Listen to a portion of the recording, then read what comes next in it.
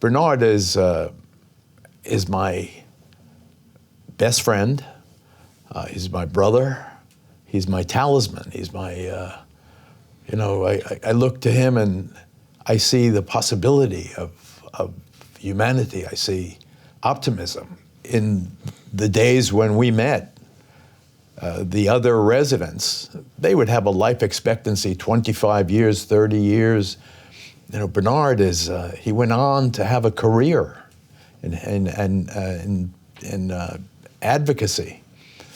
He's become such a symbol of the possibilities, and also an indictment of all the lives and human potential wasted by that institutional approach to caring for the developmentally disabled.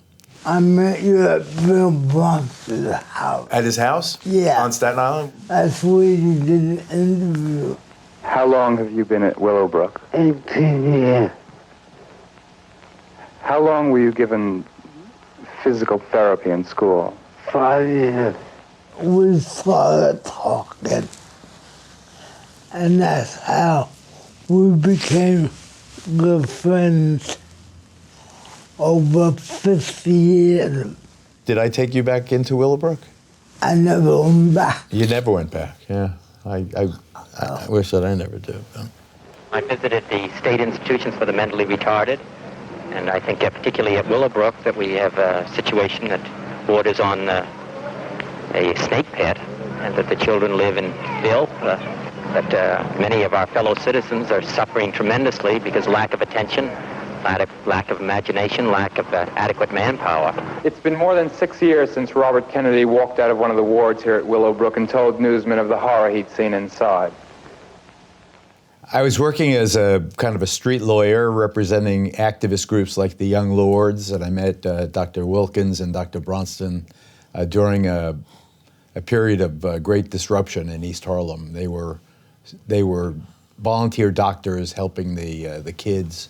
Mike called me at one point and said that he had just been fired from Willowbrook. And I said, "What's Willowbrook?" It sounded so nice, that lyrical name, the Willowbrook. I thought it was like a country club.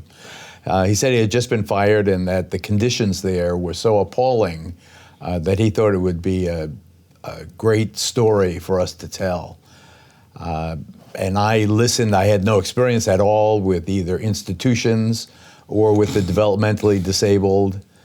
So I was utterly unprepared for the reality of Willowbrook. There was one attendant for perhaps 50 severely and profoundly retarded children. Lying on the floor naked and smeared with their own feces, they were making a pitiful sound, a kind of mournful wail that it's impossible for me to forget. This is what it looked like, this is what it sounded like, but how can I tell you about the way it smelled? It smelled of filth, it smelled of disease, and it smelled of death. How is it living on the ward that you live? Disgrace. Is it disgrace? Yes. Why? The conditions are getting worse every time they cut the budget more and more. My problem with telling the story 50 years later is that I'm like Pavlov's dog. I react and I get flashed back to that, to the obscene, the torture of the residents, the inmates there. I was horrified. I was appalled. It was beyond belief how horrible it was, how filthy it was, how it had a stink to it that got into your clothes and into your skin, how unattended. It was hell on earth. It was really. I mean, I was an experienced person, but when I saw Willowbrook, it was something that seared my soul. The administrators had a colder, academic, excusing in a way as thinking that we were naive, that there was something that we were missing, that something we didn't understand. about what was necessary for this particular population. And I think that my ignorance was my strength, in the sense that I looked at it and said, are you kidding me? I mean, you have children unattended and smeared with their own feces and wailing under the sinks, their pants down around their ankles, eating slop. I mean, what is it that I don't understand? What we found and documented here is a disgrace to all of us. We ask for change, we demand change. What you've seen here just doesn't have to be this way. I got back to the eyewitness newsroom, and there were a barrage of calls from New York State officials, angrily denouncing our trespassing and threatening lawsuits and telling everyone that we had violated the privacy of the, without authorization, violated the privacy of the residents. But there's no privacy anyway. There was no privacy anyway, very eloquently stated. They lived, everything, all communal and 50, 60 together every hour of the day. It was just a horrifying. Anyway, the horror of it was clearly apparent in our protestation, our defense against the barrage of critical phone calls. So, to his credit, Al Primo, the director of Eyewitness News, and the assignment editors said, okay, they suspended judgment. The film came back from the lab. They saw the film. Everybody reacted the same way. It was undeniable, and everyone's spine stiffened, and they said, we're going to go with this story. It changed the world.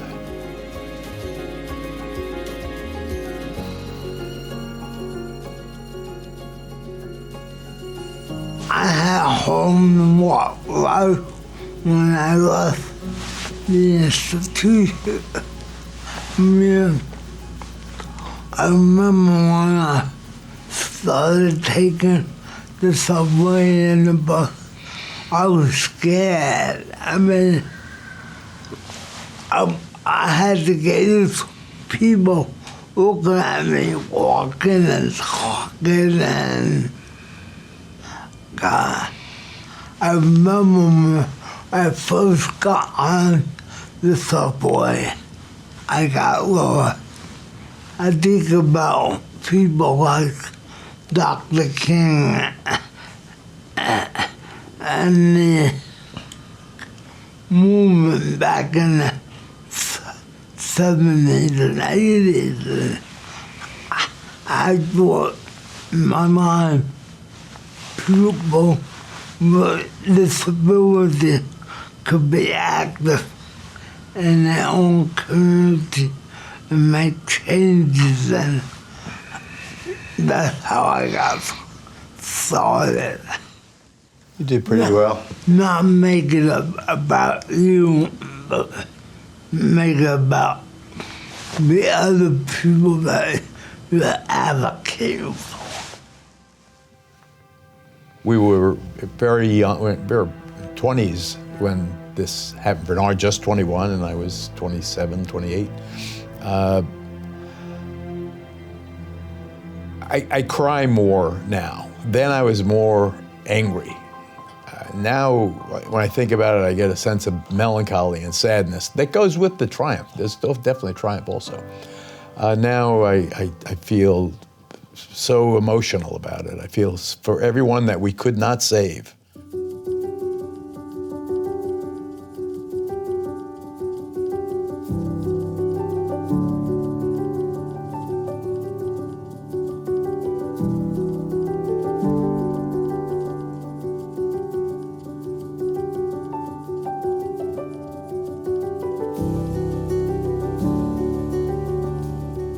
For every person that you help, that you guide, that you assist, that you make their lives richer and better, your life will similarly be enhanced by it. Your soul will be fed by that positive vibe.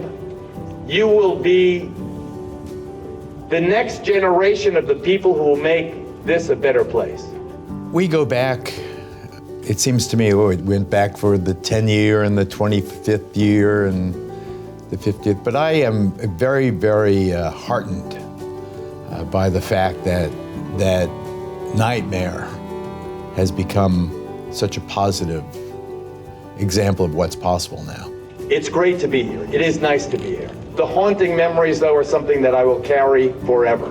But what I see now, in seeing you, the first graduating class in this College of Social Work with this Bachelor of Science in Social Work, now you will be the memory I have from this place. To see those eager, young, idealistic students, graduates, and the fact that they were going into the field of helping the disabled maximize their human potential. I think that's one of the great things that Bernard has done. He really has focused attention on the humanity of the disabled as something that was utterly ignored. And it was almost commodified in a sense. He has become a great man in his way. He was the first, at least in my knowledge, he was the first. He was the first one to escape and then become a public person and then bring attention to the horrors of the place where he was. And also by living independently and then having a career, he became an example of potential realized. So what are your proudest moments? You want to talk about getting your doctor's degree? Yes. Yes. That is my most, and the funny thing about that, I got it and the online degree from the same place that I lived at for 18 years of my life, and that is very special to me.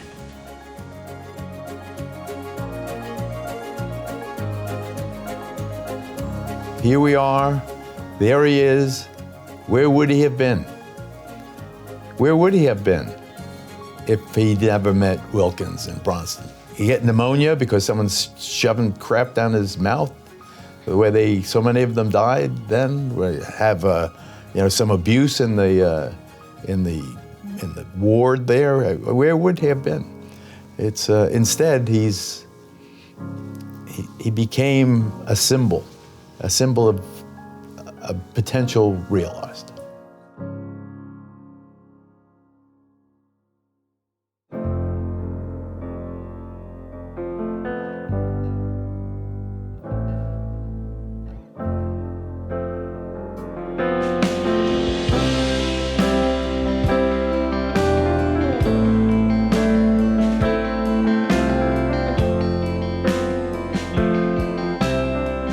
Bernard and I have been brothers. I think we look more and more alike as we get older. Of course, I am the better looking one of the two. If it makes you feel good. I certainly have the better mustache. Okay. We met at a diner off the grounds. He just turned 21. Tina's diner. Remember Tina's diner? Oh, yeah. No, it's 60.